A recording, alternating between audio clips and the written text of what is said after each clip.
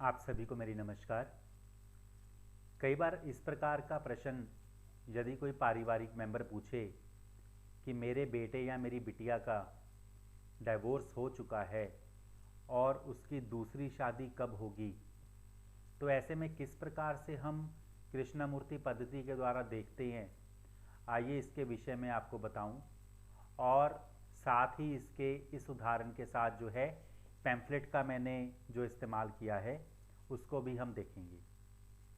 तो जैसा कि यहाँ पर जो उदाहरण दिया है, इसमें एक माता ने अपनी बिटिया के लिए प्रश्न पूछा है कि उसकी दूसरे नंबर की बिटिया जो है, यानी कि जो छोटी बेटी है उसका तलाक हो चुका है, तो उसकी दूसरी शादी कब होगी।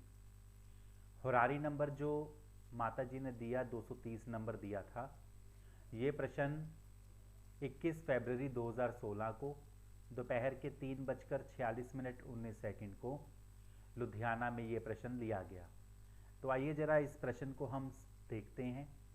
तो ऐसा ही इसके साथ जो पैम्फलेट यूज़ किया है वहाँ पर भी मैं आपको दिखा देता हूँ कि सेकंड डॉटर यानी कि younger daughter second marriage ban, horary number 230, 21 फरवरी 2016 दोपहर के 3:46 लुधियाना।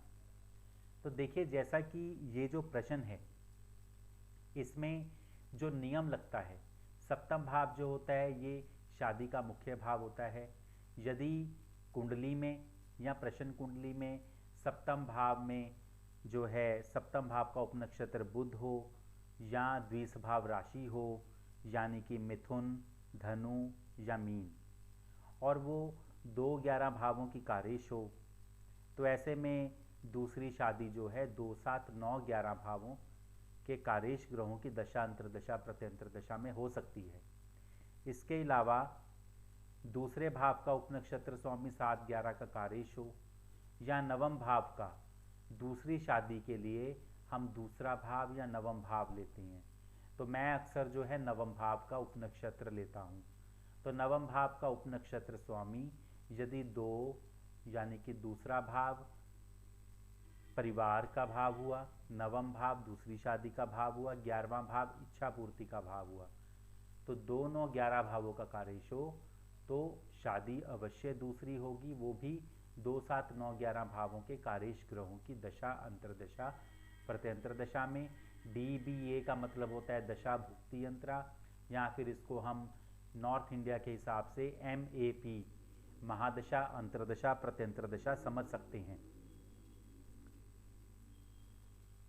तो यहाँ पर यदि हम अब इसके बाद देखते हैं कि किस प्रकार से जो है चार्ट के अनुसार जो स्थिति है उसको भी हम देखेंगे।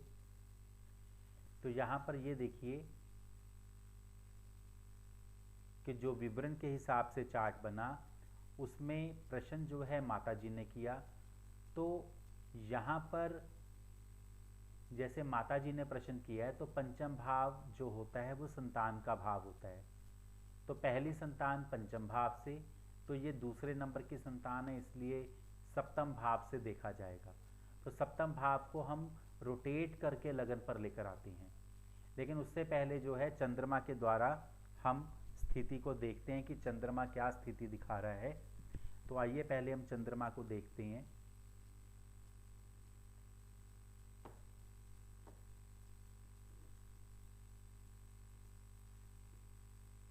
चंद्रमा को यदि हम देखते हैं तो चंद्रमा जो है 5वें भाव में स्थित है, छठे भाव का स्वामी है। यहाँ पर भावचलित कुंडली के अनुसार यदि हम देखते हैं चंद्रमा 5वें भाव में स्थित है, छठे भाव में उसकी कर्क राशि है, छठे भाव का स्वामी है। चंद्रमा जो है वो यदि यहाँ पर देख रहे हैं तो बुध के नक्षत्र में है और अपने ही उपनक्षत्र में है।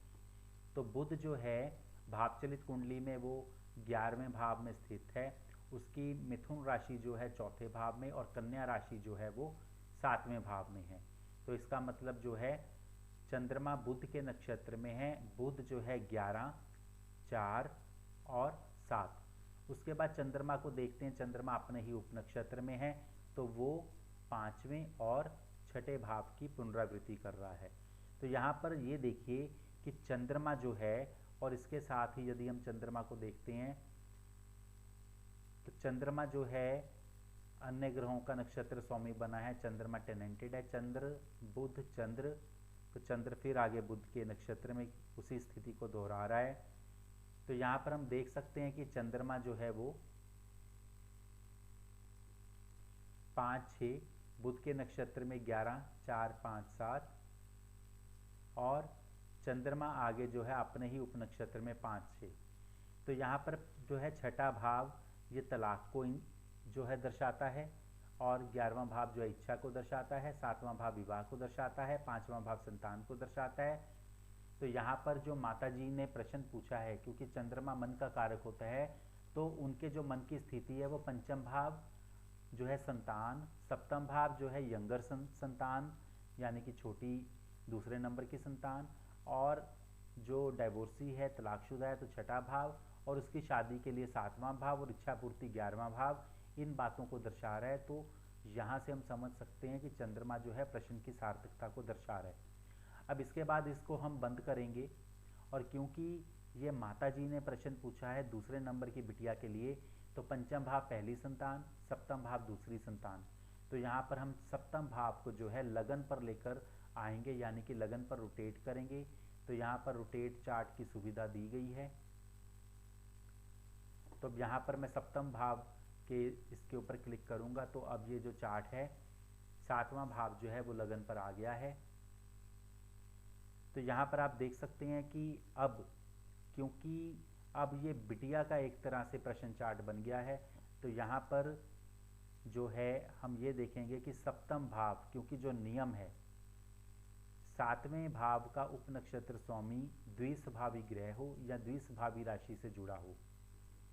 तो यहाँ पर हम यदि देखते हैं सप्तम भाव का उपनक्षत्र स्वामी जो है वो मंगल है, तो मंगल जो है, मंगल को यदि हम देखते हैं तो मंगल जो है वो गुरु के नक्षत्र में है।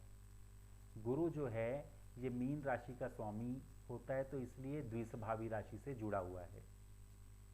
तो इसका मतलब ये है कि सप्तम भाव का उपनक्षत्र जो है वो मंगल है, और मंगल जो है गुरु के नक्षत्र में है, चंद्र के उपनक्षत्र में है। तो यहाँ पर हम मंगल की स्थिति को देख सकते हैं। मंगल दूसरे भाव को और नक्षत्र पर गुरु के नक्षत्र में 7वें भाव को दर्शा रहा है, उपनक्षत्र पर 11वां भाव दर्शा रहा है। तो यहाँ पर गुरु द्विस्वभावी ग्रह यानी कि मीन राशि का स्वामी। तो अब इसके बाद जो है हम नियम के अनुसार से 9वें भाव के उपनक्षत्र को देखेंगे। 9वें भाव का उपनक्षत्र स्वामी है शुक्र, जैसा कि आप देख सकते हैं यहाँ पर। तो शुक्र जो है यदि हम देख रहे हैं वो 5वें भाव में स्थित है, 2 9 का स्वामी है, और चंद्र के नक्षत्र में चंद्र जो 11वें भाव में स्थित है 12 का स्वामी है, और शुक्र आगे मंगल के उपनक्षत्र में जो 2 3 8 भावों को दर्शा रहा है। तो यहाँ पर शुक्र जो है नियम के हिसाब से दूसरे और 9वें भाव का कार्येश है, 11वें भाव का भी कार्येश है, उपनक्षत्र पर दूसरा भाव दर्शा रहा है। तो यहाँ पर हम पैम्फलेट पर भी देख सकते हैं, जैसा कि हमने देखा था कि 9वें भाव का उपनक्षत्र शुक्र जो है 2 और 9 और 11 भावों यानी कि 2 9 11 भावों का कार्येश है, उपनक्षत्र पर दूसरा भाव दे रहा है। तो यहाँ पर जो है प्रॉमिस है। तो अब इसके बाद 2 7 9 11 भावों के जो कार्येश ग्रह हैं उनको यहाँ पर लिखा गया है। तो जैसा कि आप देख सकते हैं कि दूसरे भाव के कार्येश हैं मंगल गुरु शुक्र, 7वें भाव के कार्येश हैं मंगल केतु गुरु, 9वें भाव के कार्येश हैं गुरु शुक्र, 11वें भाव के कार्येश हैं बुध शुक्र चंद्र, चंद्र शनि बुध। तो यहाँ पर भी जो हैं दूसरे के मंगल गुरु शुक्र, 7वें के मंगल केतु गुरु, 9वें भाव के गुरु शुक्र और 11वें भाव के बुध शुक्र चंद्र शनि चंद्र बुध। तो अब यहाँ पर 21 फरवरी 2016 को यह प्रश्न दोपहर के 3:46 लुधियाना में लिया गया था। तो उस समय के हिसाब से जो रूलिंग ग्रह हैं यदि उनको हम देखते हैं तो लगन का नक्षत्र स्वामी शनि, लगन का राशि स्वामी चंद्र, लगन का उपनक्षत्र स्वामी बुध, चंद्र का नक्षत्र स्वामी बुध, चंद्र का राशि स्वामी चंद्र, चंद्र का उपनक्षत्र स्वामी स्वयं चंद्र, और दिन स्वामी सूर्य, और नोड्स जो हैं छाया ग्रह राहु केतु दोनों आए हैं। तो प्रश्न के हिसाब से यदि हम देखते हैं तो महादशा जो है बुध की चल रही थी, अंतर्दशा चंद्र की। तो आइए जरा इनको हम देखते हैं। प्रश्न जैसा कि 21 फरवरी 2016 को पूछा गया,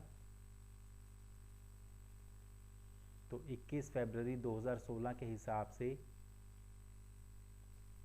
बुध महादशा, चंद्र की अंतर्दशा।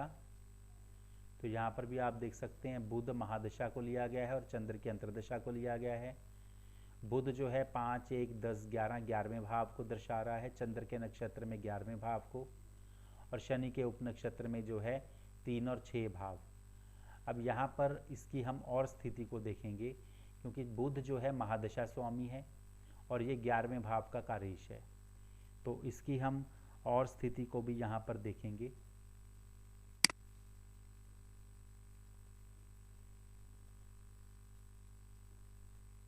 अब यदि हम बुध को देखते हैं तो वो 11वें भाव उपनक्षत्र पर, बुध टेनेंटेड है तो उपनक्षत्र का नक्षत्र आगे फिर 11वें भाव को दर्शा रहा है, और बुध का जो संबंध है किसी प्रकार से शुक्र के साथ बन रहा है।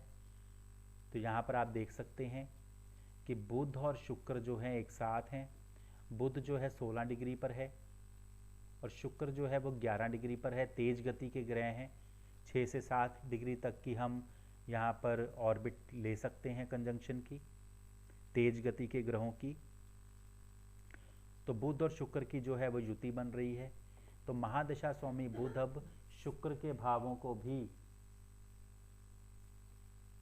जो है यहाँ पर दर्शाएगा।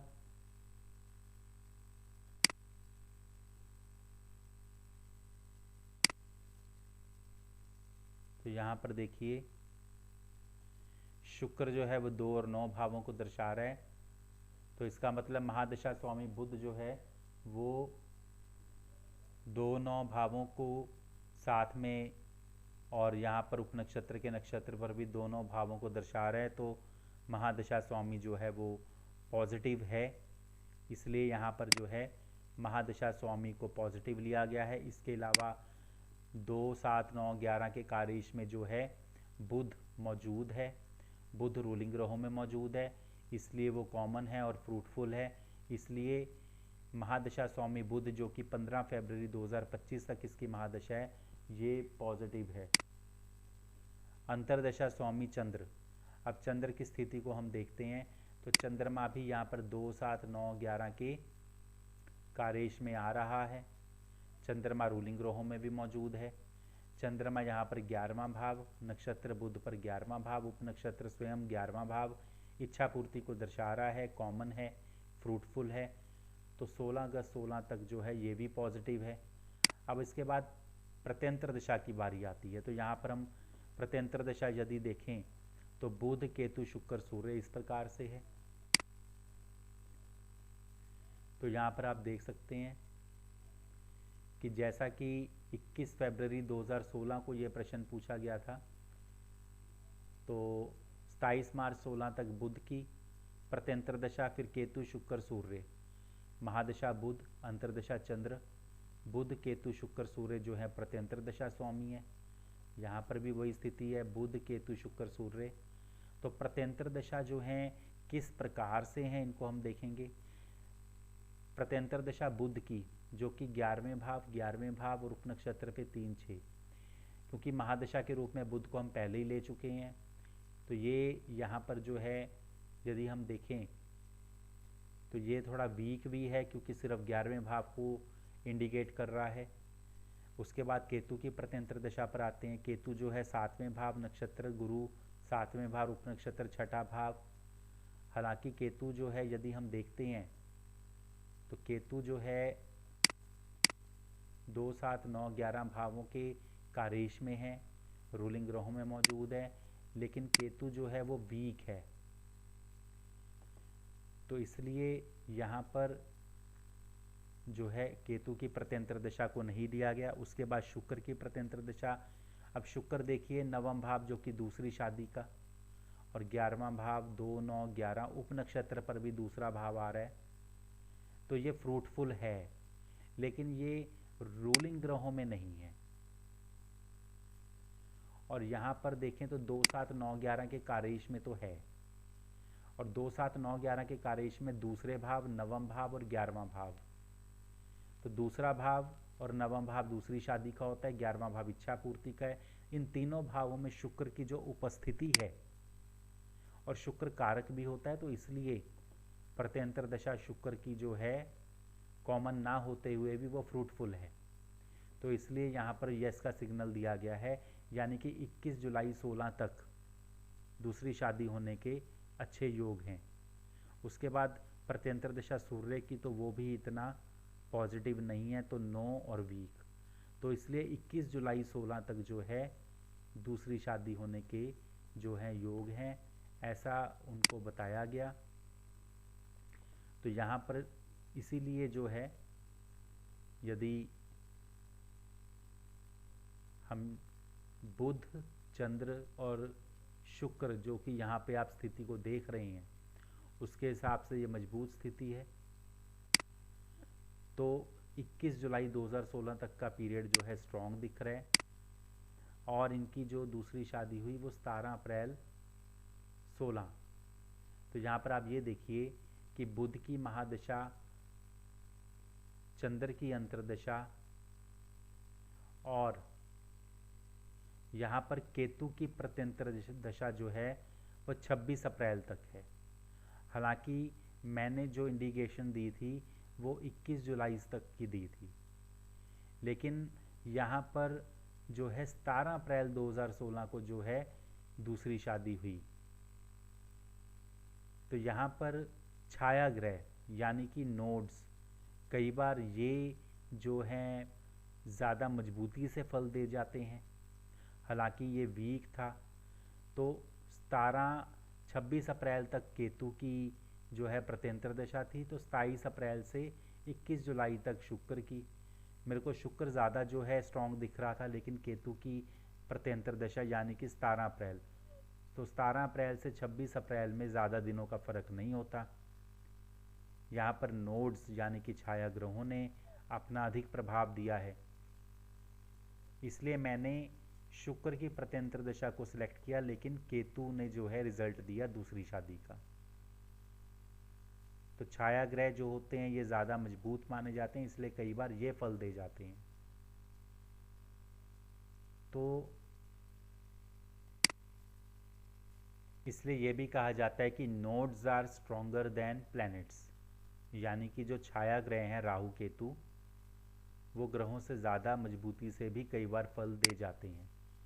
तो यहाँ पर मैंने जो दशा सेलेक्ट मेरे हिसाब से थी वो बुध, चंद्र, शुक्र की थी, लेकिन केतु की प्रत्यंतरा में ही जो है दूसरी शादी हुई। और यदि मैं यहाँ पर देखूँ 17 अप्रैल से लेकर 26 अप्रैल तक लगभग 9 दिन, लगभग 10 दिनों के अंतर से ये फ़र्क पड़ा। तो इसको हम 10 से 15 दिन के अंतर को इतना हम इस फ़र्क को मायने नहीं मानते। यदि 10-15 दिनों के फ़र्क से भी यदि उत्तर सही होता है तो उसको भी हम सही प्रेडिक्शन मानते हैं, क्योंकि कई बार ऐसा होता है कि थोड़े से दिनों के अंतर से जो है यहाँ पर फ़र्क आ सकता है। तो इसलिए इस उदाहरण को जो है आप बार बार देखें, समझें। तो जो स्टेप बाय स्टेप सिस्टम है ये पूरी तरह से यहाँ पर जो है बताया गया है। चार्ट रोटेशन का सिस्टम भी यहाँ पर बताया गया है, जो कि कई सॉफ्टवेयर्स में उसकी जो है सुविधा होती है। तो इस प्रकार से आप सब इस उदाहरण को समझ सकते हैं। आशा करता हूँ ये उदाहरण आप सभी को अच्छे से समझ आया होगा। आगे भी आपको और नए नए उदाहरण जो हैं मैं यहाँ पर भेजता रहूँगा। कृपया मेरे चैनल से जुड़े रहें। धन्यवाद।